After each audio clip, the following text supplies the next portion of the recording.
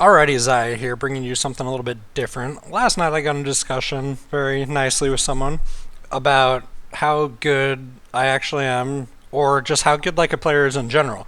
They have ladder rankings and stuff, and SC2 rank shows you all that. But I mean, there's so many inactives and stuff. I'm ranked right here at 467, tied.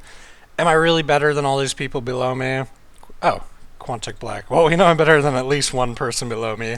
Kidding, Black. I love you. Um, but 6,800-ish players, 467, like I said. Am I really better than 95% of those players? I kinda don't think so. So I wanted to look at more accurate ladder rankings, which brings me to my nerded up screen. I looked at various data points, games played, stuff like that, and came up with better ways to judge where I stand. 95th percentile, probably not right. First off, you'll see that of the 6,800, I looked at lunch. It's already changed since then, probably. But at lunch, 5,400 of these people had a win. So that's 1,400 players right there who haven't even won a damn game. So we can't really count them. And of those 5,400, only 2,700 have actually played 26 or more games. If you played less games than that, you're not even getting through your bonus pool. You're not a good indicator. And I do look at even a higher game amount than that. Anyway, what I have here is the data for everybody, and we have it sorted by points right now. Is Mr. Barcode... Oh, that rank is by games played, not points. Is Mr. Barcode really the best Master player in North America? It's hard to say. His win percent's pretty good, but so is this guy. This guy's played 97 less games, same win percent, and he's only 60 behind on points. So maybe IVNM's better. Who knows? I thought that said Articuno whiskey. So there's two main things we can look at here. You can look at how many points you have per game played, and you can look at what was my other one? Points per game and something else. We'll get to that on my graph. I can't believe I'm brain farting right now. And they both have their ups and downs. We go to the graphs. Oh, just total points. Silly me. We look at the amount of games played. I grouped them into sets of 10 just so I'd have enough data points.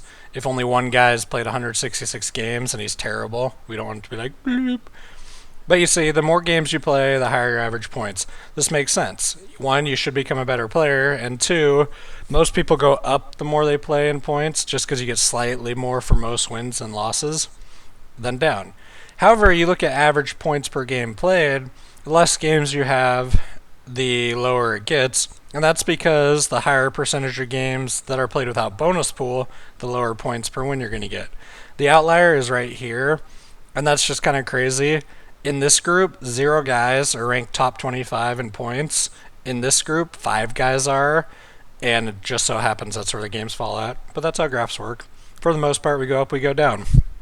So points per game and just points, both bad indicators. So what I did, first I broke it down to 26 plus games. You can choose more or less, whatever, but 26 you have a good chance of being through the bonus pool. And you'll see you got guys like this dude with only 36 games played, still at 800 points, so I feel like I don't want to throw him out. So I look at our points per game and our total points. Points per game, we have Shields as our highest ranking person at 31 and 5. Now, why do you want to look at points per game? And not like win percent? Well, we sort by win percent. This guy's 104 and 10, won 91% of his games. He's only got 700 points. So he promoted from lower leagues and was just smashing people in low leagues. Same with this dude, 150 points, 94 and 11. Yeah, you're cheesing the system. Your points per game is garbage. And your actual points are too. Whereas Shields, 86%, he's getting a ton of points per win, which means he has high MMR, and he is actually beating real people. So what I did was I created the total ownage stat, patent pending, which combines your games played, your points per game, stuff like that. And we see Shields actually does lead the world in total ownage. Nia Salman, number 2, fair bit behind though. And you'll see all these guys, good records, but not just a good record, they're playing real opponents, getting real points per win. And you can have a lower record like Visceral. If your MMR is super high, you get more points for a win and less for a loss. And Riley's breaking something. So like this guy's only winning 53% of his game, and in my total owner score, he's ranked 19th. I couldn't look over here. I actually had to highlight all those. So yeah, that's basically that. And in my opinion, Shields is currently the best master player. And I'm pretty sure this would have a good correlation to your secret MMR score or whatever. I don't know if these are like the real cats or anything either. Probably just people stealing their names. So where does Zai rank on total ownage? Zai ranks 365 out of a possible 2749. So that does not put me in the 95th percentile, but it does put me pretty high master. Now let's look at just Zai. So you can see this like various comparisons and see what we get. Overall rank for people with 2+ games, just looking at points, I'm in the 92nd percentile. But we already decided that's a bad indicator. Text. Oh. I mean, 2 games is not enough to count. People with wins, same thing, doesn't really count. People with 26+ games, I'm at 83%.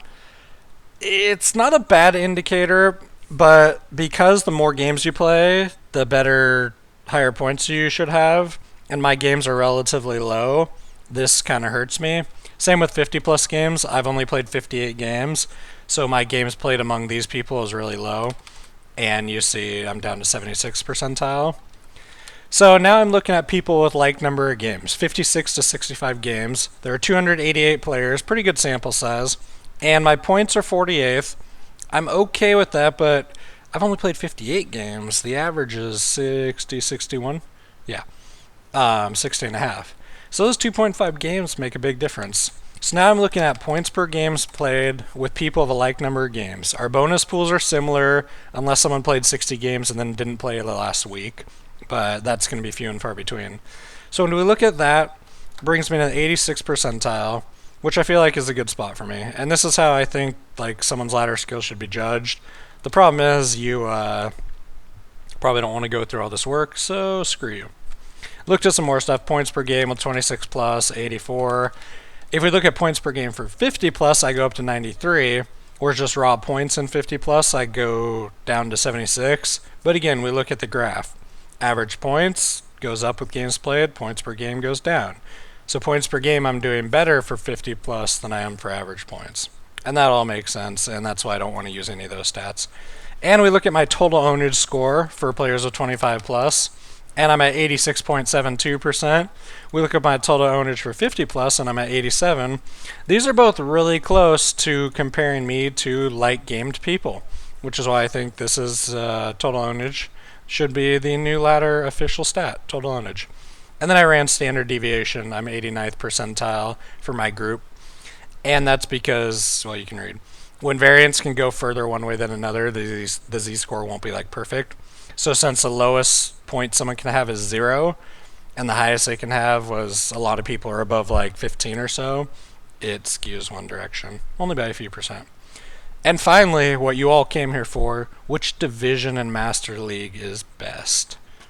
Hacker Division is Tarim Alpha. I don't know what a Tarim is. The division I would sleep with is Kerrigan. I don't know. I'd sleep with any Kerrigan. Kerrigan 8 is fine with me.